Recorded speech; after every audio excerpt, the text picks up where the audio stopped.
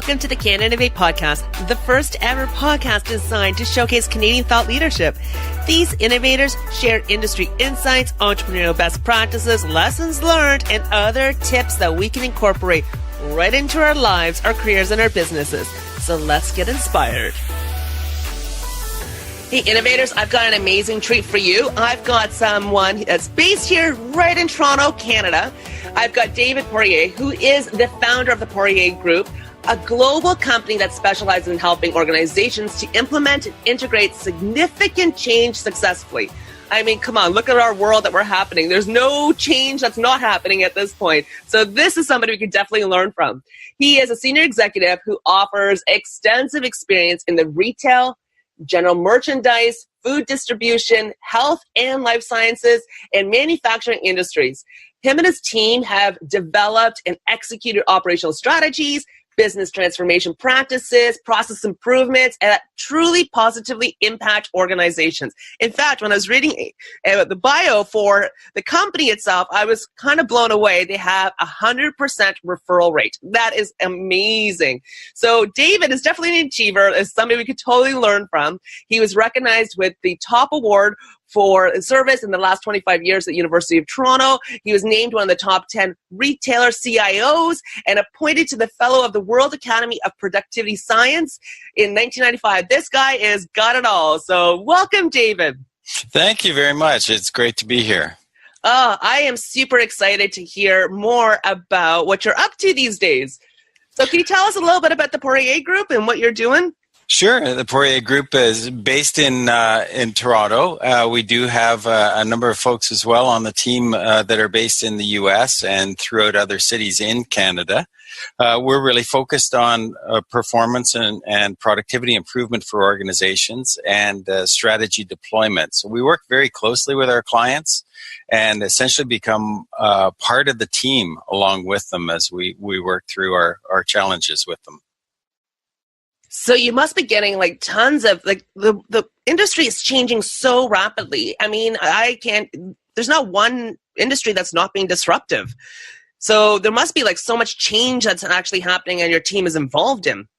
There is a lot of change, not just with our clients, but also in the way that we deliver our solutions to our clients as well.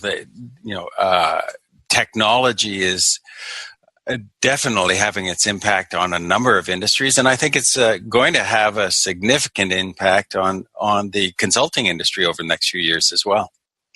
That's great. For our listeners out there, I think there's a lot of people use consultancy and consulting very different terminologies, and they mean different things.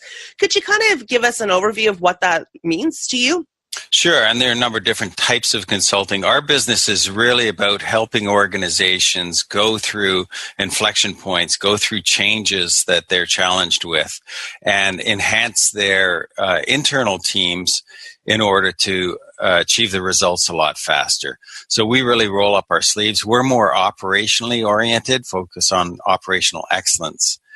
We do get involved a fair bit in strategy, but we're really about making sure that the strategy comes alive for those organizations and creates the kind of results that they're really expecting in the beginning.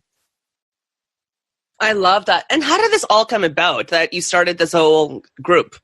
Well, I spent a long time in the corporate world working with large organizations, a large grocery retailer, a large department store, and then I switched industries to health and life sciences company that was global to get some global experience. Going through transformations in each one of those organizations really led me to see that I enjoyed that kind of work and leading transformations for organizations. So after the health and life sciences company, I began the Poirier Group, which was, this is our 14th year. And so it was just over 13 years ago that we began and started off fairly small, of course. It was quite a dramatic change, quite frankly, from the corporate world where I had everybody taking care of everything for me. And all of a sudden I was standing in an empty office with a modem in one hand and an Ethernet cable in the other, looking up at the ceiling saying, what am I doing here? But made it past those initial challenges to begin to grow just a phenomenal team that we have here that are part of the organization. And what I really saw in the organizations that I was involved with, which are all really top-notch organizations, was that culture played such a dramatic role. And I think we've overlooked that in a lot of the changes in consulting that's happened over time. And so I wanted to create something that was a little different in focusing in on sustainability of the changes that we created, and believe that building sustainable results would result in us being referred to friends and family of those that we worked with previously. And so we've grown our organization through reference and referral more than anything else. No, that's amazing. I like the point that you're bringing up that the culture plays such a dramatic piece to the puzzle to any organization. Are companies looking to kind of change a bit of their culture, or are they struggling to find the right people to fit within their current culture? Some people are really focused on culture. Others are saying, how do we get change to be sustainable? And what are the mechanisms by which we do that? And that's where we have the culture conversations. We found organizations often have values and operating principles on posters in the walls, but they're not necessarily in the hearts and the minds of employees. And so we focus in on how do we create that alignment within organizations that enable them to really create long-term sustainable results. And frankly, the biggest client of ours is ourselves. And we focus on values and operating principles here every day. And if you asked any of the team here, they would be able to talk at length about the values that we have. Oh, that's so true, actually, because I was just thinking back in my corporate world. Gosh, I hope none of my old bosses are still listening. But I used to remember seeing all those values listed on the walls everywhere, that this is what it was, and then your reviews, and this is what you got to showcase. But it wasn't actually ever felt that that's what the real values were. Yes, and for us, we stand for really 4 values that everybody here embraces. And those values are learning, serving, excellence, and integrity. And just to use learning as an example, if you spoke to any one of the people that are here as part of the team, or even people that had previously been part of the team and have left for various reasons, gone back to school, changed their career, the one thing that they would say in common is that they learned more here with the Poirier Group than they could have learned anywhere else. And that's something we take a lot of pride in. And that's how we can start to make our values really come alive on a day-to-day basis for people. Oh, I love that. I love how you guys are your own, test kind of incubator itself, because, you practice what you preach. And so that's amazing. Thank you. We're very excited about it. So, David, I'd love to circle back to that question. You made a really interesting point about how consulting itself is changing. Can you kind of elaborate a little bit about what that means or what your viewpoint is? Yes, technology is playing a big role, not only for our clients, but also for us and other organizations as consulting organizations. The use of artificial intelligence, machine learning, and a number of other tools that are available now are dramatically changing the ability and time frame that it takes to deliver results. And so it's important for organizations like ours to be able to embrace that technology so that we can compete going forward, rather than waiting for the technology to happen to us and make us redundant over time. And I think a lot of people are really scared about what the technology is going to do to people's jobs and, and other pieces of it. So I think there's kind of like a part of that education process that, there's so much technology that's automating so many of our roles. And I mean, to me, that's kind of the next business evolution anyways, that, certain routine tasks would be made, they kind of become automated so we don't do the same things, but new jobs are being created at the same time, and new skills are needed these days. Absolutely. Certainly data scientists are a hot commodity these days, and to find out the information that is available to individuals and available to organizations, and the speed with which it's available is just incredible. We do a lot of research for our organization in the areas of benchmarking and best practices around the world. And of course, that's all facilitated by the appropriate technologies. So we feel that we can actually step up and compete with much bigger organizations through the use of that technology, rather than waiting to be overtaken by that technology as the competitors embrace it.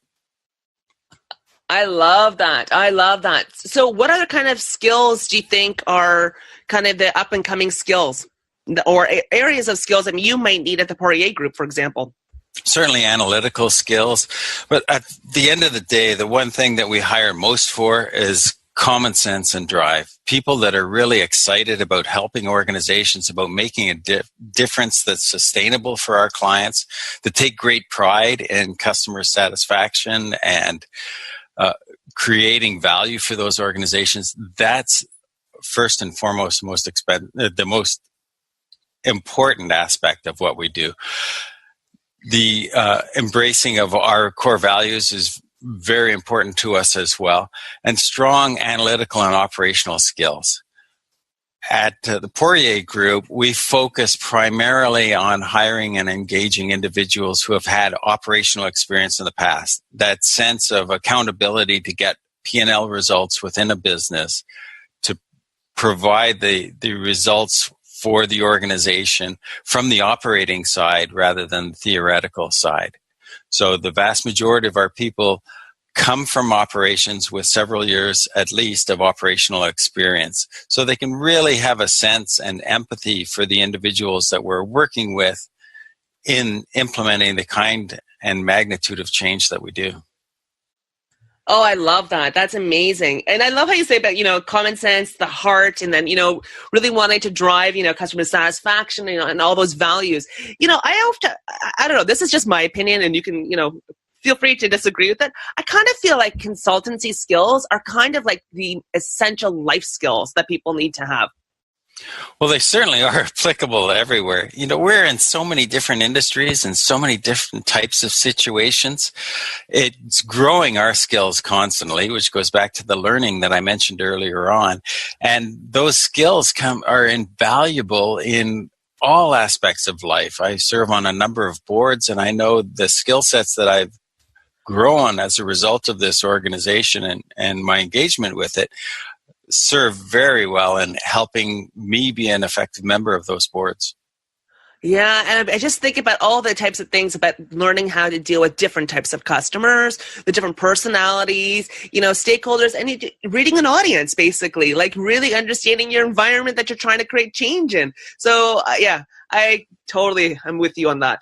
Absolutely. And, I had one of the individuals that was in here last week talking about his experience in the first 6 months of the organization. And he said, the skills and the ideas that I've picked up here, I've now applied throughout my life. And it is so helpful in dealing with conflict, in resolving priorities, in making myself more efficient and effective in the way that I live day to day.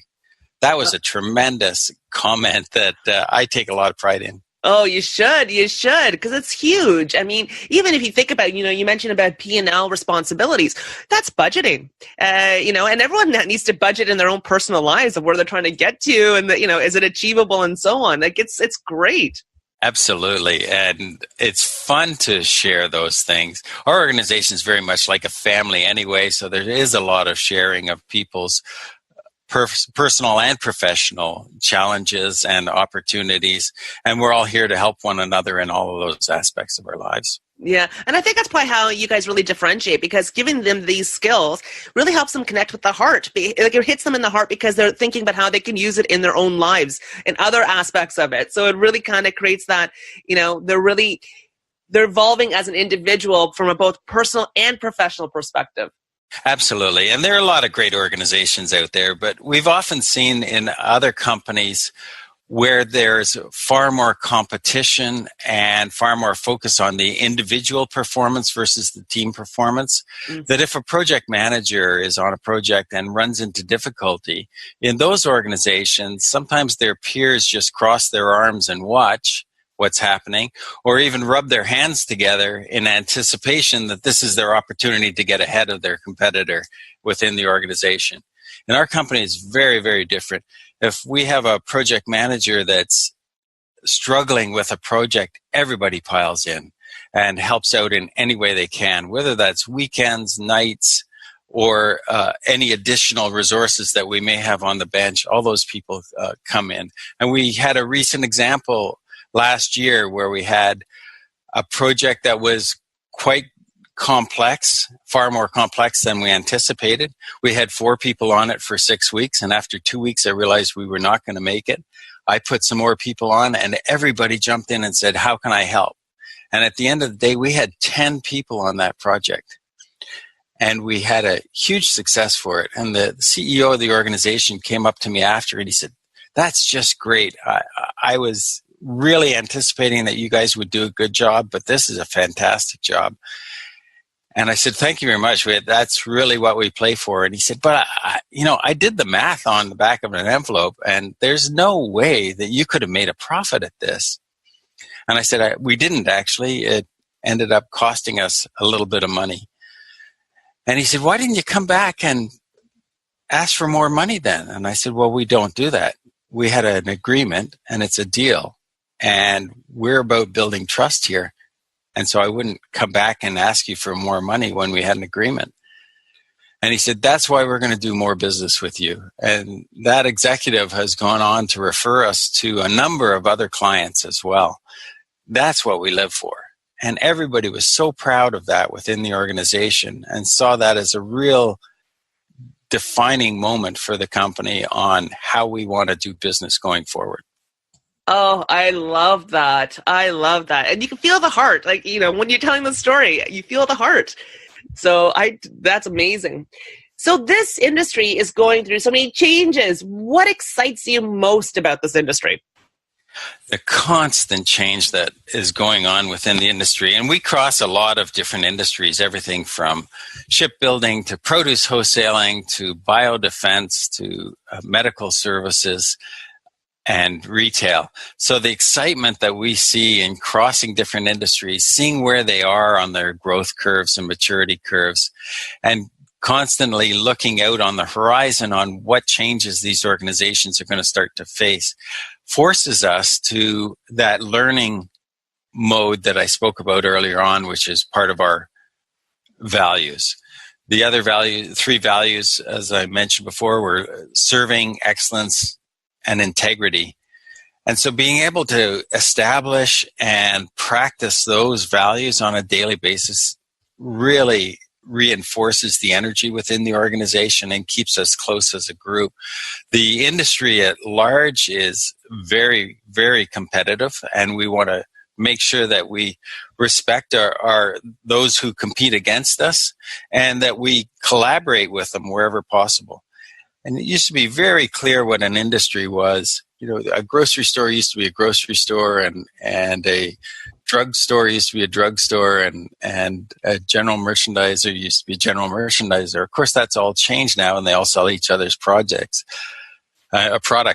Likewise, in consulting, there are specialty consultants, but more often than not, we've got clients saying, how else can you help us? We have a level of trust with you now, and it's easy to do business with you. So what are the areas that you can help us with? And do be honest with us about the things that you cannot help us with. And that's something that we take very carefully. And so we've built some relationships and partnerships as a result of that to be able to serve those needs of our customers while they can still maintain the level of trust, even if we don't have the skill sets that they require in-house. No, that's amazing. So I'm actually not familiar with those industries that you tend to work in. So I'm kind of curious, like what's kind of happening, for example, that's in the food industry? One of the big issues around food is getting it to the home. So there's competition, obviously, between eating out and eating at home, and that's been around for quite a while. But now with home deliveries and things such as Uber Eats, there are competitors to eating at home with regular meals. And the retailers are figuring out how do they prepare home meals that enable their customers to do it in an efficient way that attracts them to the stores and attracts them to pick up or have delivered to their home the goods from those grocery chains, while they're competing with companies like Uber Eats and restaurants and prepared foods organizations that are shipping weekly or daily groceries and meals to homes. No, it's really cool because I was just thinking about something else that you had said, about how a lot of these there's other players that are much more industry specific, but you go across multiple different industries, so you could bring that kind of cross-pollination type of view of how they can kind of leverage certain best practices across other industries. And what I thought was kind of interesting is that I'm like, I wonder if there's anything that's kind of interesting that's kind of growing and, between, health and life sciences and manufacturing, or in supply chain or something. Is there something that's kind of like up and coming? We've seen some strange comparisons. For example, we've been involved with shipbuilding and military shipbuilding. And if you look at the total life cycle of preparing a ship and building it for the military, the cycle time is somewhere around 8 to 10 years, which is the same length of time that it takes for a drug to be developed and taken to market. So there are some really interesting similarities in industries that otherwise would appear to have nothing in common. That's cool. That is very, very cool. So we take those issues and opportunities from different industries and learnings from different industries and cross-apply them. And it's a lot of fun to be able to do that. Oh, I can imagine. I can imagine the innovation that you're helping these companies as well think a little differently. The product lifecycle, like you said, is very similar in both of those industries to do that. Yes. 8 to 10 years to build a ship, eh? Wow. I had no clue. No clue. There is a lot of waiting time up front. No clue. Yeah, that's amazing. So out of curiosity, has there been a big, huge kind of lessons learned that you've learned either in this venture or with another client, or you wish that somebody had told you, those moments of reflection, you kind of go, now I understand what they were saying? Well, certainly running a business as an entrepreneur, it has a lot more challenges than a traditional corporate role. Although the pressures on the corporate roles have increased substantially over the last couple of decades, being an entrepreneur in today's market really means that you have to be switched on almost 24/7. And so one of the things that people have told me is find that balance for yourself between your work time and your recharging time and family time, and be rigorous and disciplined around those areas in order to make sure that you're creating the most fulfilling life you can. Oh, I like that. That's kind of really key, right? It's and it's something that's really hard to balance it out. It really is, because customers, in our case, are out there and available and wanting 24 hours a day and often 7 days a week. And it's difficult to shut them off in any way. So we work hard to anticipate what's going to happen when we are going to shut down and have some family time. Mm. So I am so curious about your 100% referral rate. You definitely have a great, sales or marketing tip that maybe you could kind of share with the rest of us, because that is pretty remarkable. Well, the team know very well that the number one thing that I measure in success is whether we've met or exceeded the customer's expectations. That is first and foremost what we look for at the end of the project. The second thing that we look for at the end of the project is for them to say, you're not like any other consultants. And that means we've made a difference in our relationship with them. And I believe that difference is primarily founded on trust and sustainability. And the third thing that we look for them to say is, we would be glad to be a reference or referral for you. And when we hear those three things with our clients, we ring the bell, because we know that's going to bring more business down the road. And I do things that really drive that trust up front and make it real. For example, we almost never charge by the hour. And the reason being that I don't want the other team to be saying, there's David off getting his third cup of coffee this morning. Are we paying for that?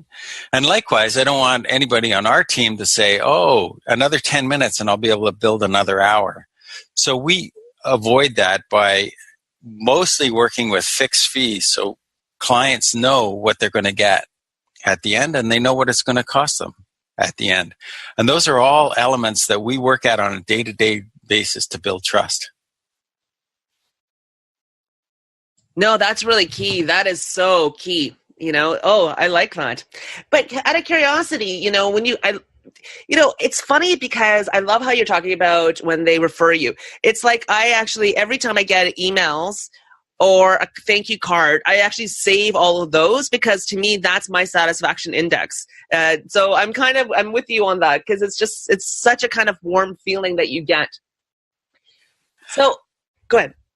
Absolutely. And we take great pride in doing that, particularly with those clients that don't necessarily start off warm and friendly with us, but come in with a healthy dose of skepticism. And to be able to win them over and have them be champions for us in the end is a true win. And I know the team get very excited about those opportunities and work really hard on them. I can imagine that when you were building this business 14 years ago, that you had your own connections and so on. And do you have any tips about how you kind of sustain those relationships after an engagement's done? Ongoing communication certainly makes sense, and checking back with them to make sure that those results are sustainable.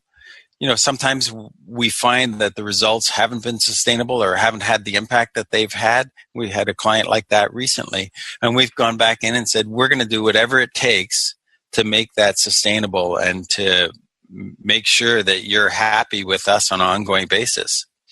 That way, 2 months, 3 years, a decade later, that client is still willing to be our reference. And I know some other organizations are much more about going in and simply doing the project or providing them with the service and moving on to the next one and claiming done when the final report is done. That for us is just the beginning of the ongoing evaluation of whether we've really made a meaningful difference to that organization.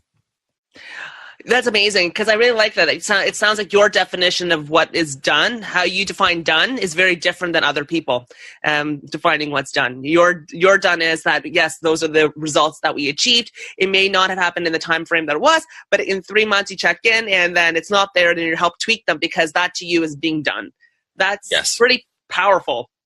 Absolutely. And that they look like they will be sustainable as well. That is really powerful. So do you have, out of curiosity, a kind of a book or, something that you kind of really resonated with you that helped you with your leadership skills or something you're currently reading? I just finished reading Measure What Matters by John Doerr, and he talks about OKRs, which are objectives and key results, and talks about how Google and the Gates Foundation and Bono use these to drive their business. I found that very interesting and very helpful in us conversing with our clients. I'm always looking for book inspiration, so I'd be very curious to pick that up myself. And how do you manage it all? Like you've got, you're running this organization, you've got multiple clients, you sound like you're definitely hands-on because they are your relationships and you're very, customer client-centric. Is there kind of a popular productivity tool that you use or your team uses? We have a lot of reporting within our organization because we have a lot of engineers and a lot of people that are highly analytical. So you can imagine the number of reports that are generated as a result of that. We have a meeting and a call every single week on Wednesday evenings. The entire team is on, and we talk about all the projects that are happening throughout the organization and any other events or key areas to talk about. And that brings the group closely together. Also, twice a year, we have an offsite north of Toronto in a town called Collingwood, where we bring the entire team up, and it's more of a family event than anything else. So we have a Friday evening that is more of a fireside chat, and we play some games or some work to have icebreakers. And then we begin work in earnest on Saturday morning at 9 o'clock. We work really hard. We have a break around 5 o'clock in the evening, and then we play hard for the rest of the evening and have a wonderful time just being ourselves.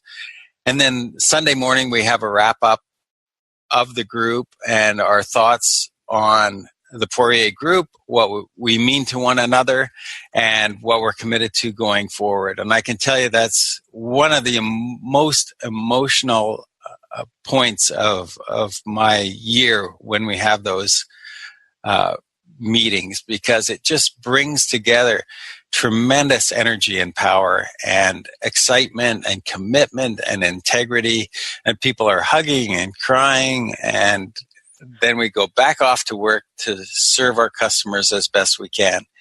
And it's such a boost, and I'm so honored to have the quality and commitment of the people that work as part of this organization. Very proud of them, and we're all very close. Oh, that's amazing. So I'm guessing that Collingwood must be your kind of favorite Canadian hotspot, since you keep having offsites there. Collingwood is. I got a home there a couple of decades ago, and go up there to escape the hectic city as often as I can, quite frankly. I find it tranquil and solitude. It's a town of about 16,000. It has some ski hills nearby. It really is a four-season environment now, and you can do whatever you want, or you can do as little as you want. And I have a home just outside of Collingwood that's in the country, in the forests, and it's my tranquil spot. I love it. Now I'm going to end up planning a trip out to Collingwood because I've been wanting to go snowmobiling, and so I'm thinking, I wonder if they have that. They absolutely do. They've got some great trails up there, all kinds of snowmobile trails, snowshoe trails, and downhill skiing. In the summer, they have golf and swimming and all kinds of events. Wasaga Beach is nearby, which is the largest freshwater beach in the world, and lots of opportunity to enjoy sunshine and the outdoors there. Awesome. I'm excited. So, David, this has been an absolute pleasure. Like, there's just so much value you've provided. How do our listeners connect with you? Well, they can connect with me through my email or LinkedIn. So it's David Poirier in LinkedIn. And they can look up the Poirier Group as well, and that's Poirier. And we're certainly on internet and get a lot of attention that way. And my email address is david.poirier, that's P as in Peter, OIRIER, at thepoiriergroup.com.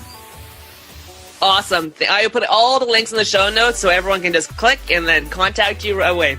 Terrific. I look forward to it, and I'll certainly answer anybody who does contact. Sounds great. Thank you so much for your time. This has been great. Thank you. It's been a real pleasure. Thanks, everyone, for joining in and tuning in this week. Next week, you got another really cool episode. Hope you enjoyed the sneak peek. I'm going to try to do this and see how this works. If you guys are interested, like the little sneak teasers, let me know. I'd love to hear back from all of you.